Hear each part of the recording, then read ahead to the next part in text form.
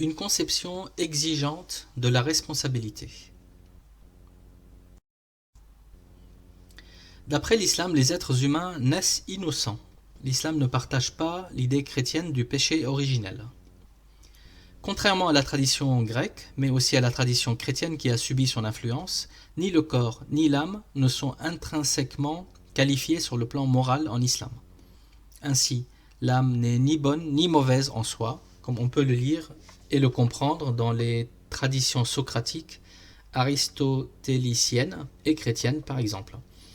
L'âme, en tant que souffle de l'esprit dans le corps, et le corps dans sa matérialité, sont tous deux des entités neutres.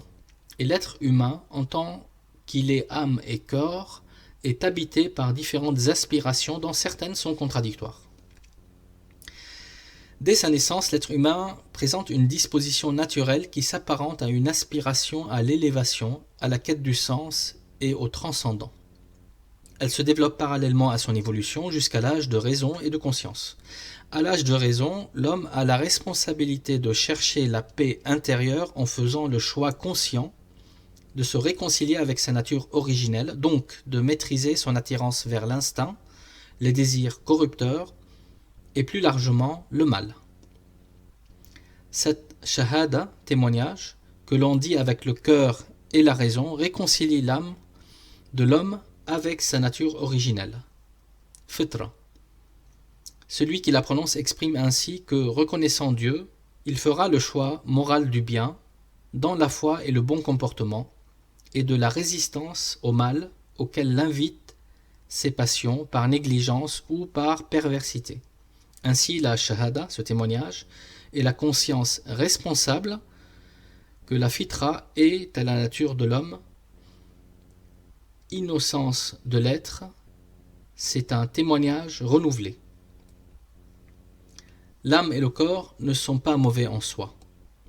Il appartient à l'être humain en conscience de faire le choix du bien ou du mal avec sa raison, sa conscience, son intention et son cœur. En maîtrisant certaines attractions naturelles dégradantes, il libère la force élévatrice de la spiritualité et du bien qui, telle une étincelle, une aspiration, l'habitait originellement et qui devient avec la foi dévoilement, lumière et libération, permettant de se rapprocher du divin. La terminologie coranique à cet égard est révélatrice. Quiconque nie Dieu est un négateur dont le cœur est voilé.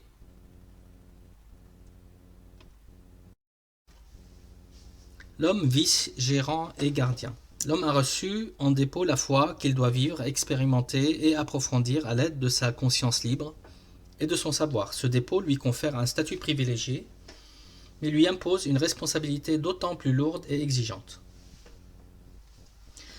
Avec la foi donnée en dépôt vient la vice-gérance des affaires du monde. Or, ainsi que l'ont affirmé les anges à l'origine, l'homme est loin de gérer le monde avec responsabilité, sagesse, humilité et moralité.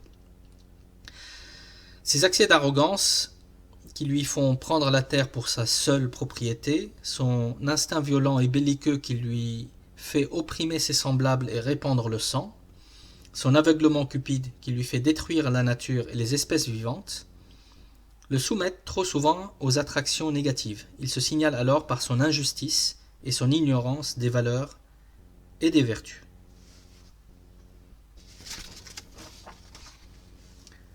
Il s'agit pour l'homme de retrouver en soi l'attraction originelle vers le transcendant, fitra, en faisant le choix libre et responsable de la vertu et du bien, acquérir des connaissances, s'éduquer et se réformer spirituellement, intellectuellement, humainement et socialement. C'est ajouter la dignité de la conscience du bien à la dignité de l'état naturel et assumer ainsi bien sa liberté, aussi bien sa liberté que sa responsabilité. Cette réconciliation avec l'aspiration la plus intime de notre être ouvre un premier espace de paix avec soi. C'est le sens de l'islam. Dans la tradition musulmane, elle n'est pleinement possible qu'avec le choix libre et conscient de se réconcilier avec l'unique, d'entrer dans sa paix, en répondant à son appel et en faisant le choix du bien. La vice-gérance qui assume sa liberté et sa responsabilité dans la reconnaissance de Dieu, et la connaissance du monde devient une réconciliation avec l'univers, le monde et la nature. L'homme accède à une autre dimension de sa relation à l'environnement dont il ne peut user sans respect ni abuser sans conscience. La foi, qui a converti le cœur, opère une conversion de l'intelligence par le cœur et tous deux voient et comprennent différemment. Dieu nous le dit dans le Coran, les 7 cieux et la terre chantent les louanges de Dieu, de même que tout ce qu'ils contiennent, et il n'est point un élément qui ne chante ses louanges. Mais vous ne comprenez pas leurs prières. Dieu est certes plein de mansuétude et de compassion.